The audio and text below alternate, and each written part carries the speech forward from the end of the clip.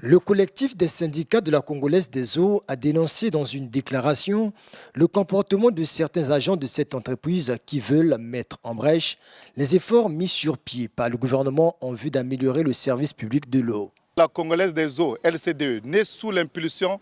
des réformes initiées par l'État, se bat pour améliorer le service public de l'eau, améliorer le climat social au sein de l'entreprise et mettre en exécution la feuille de route du gouvernement de la République. Un groupuscule d'agents brille par la diffusion des messages contenant des allégations mensongères et incendiaires en direction des autorités du pays. Ces agents parlent au nom des travailleurs sans en avoir reçu mandat aucun. Nous, collectif des syndicats de la Congolaise des eaux, LC2, après consultation de la base, déclarons n'être pas concernés par cette aventure sans issue. Nous tenons à informer l'opinion nationale, l'ensemble des travailleurs et les partenaires au développement que la réforme en cours à la Congolaise des eaux est irréversible et qu'il n'y a pas de crise ouverte entre la vision de l'équipe dirigeante actuelle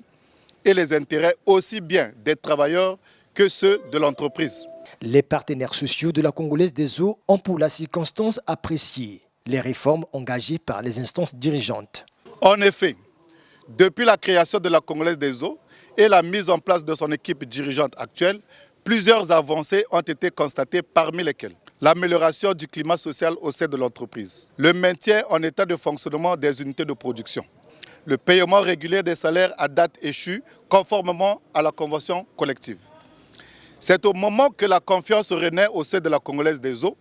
qu'un groupe de pseudo-syndicalistes s'est mis dans une entreprise de déstabilisation sans lendemain, se croyant à l'époque de l'ex-SN2, établissement public, industriel et commercial. Le collectif des syndicats de la LCDE a exhorté les travailleurs à la prise de conscience collective et à promouvoir les acquis des réformes ainsi initiées par le gouvernement.